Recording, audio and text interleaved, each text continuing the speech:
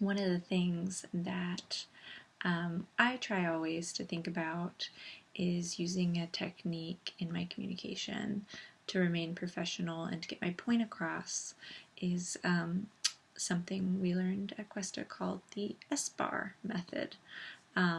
SBAR is a way of reporting or giving information about a patient. S stands for situation, B stands for background, A stands for assessment, and R stands for recommendation. What do you recommend? What do you think is going on?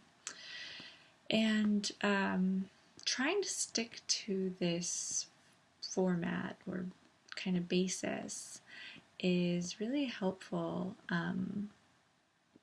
to not get confused in the story of the patient or add too much extra information, or even perhaps give your opinion about the patient, which is something that is a huge pet peeve of mine, is when people are telling you about a patient and it's like, oh, my wife came in today and she was it just totally can misconstrue and get you off topic, and you spend way longer than you need to talking about this patient. So, this situation, I am with patient so-and-so. They're 25 years old, male,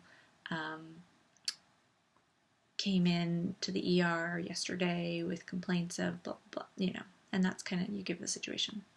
Background, here's their history. Here's what was going on before this happened.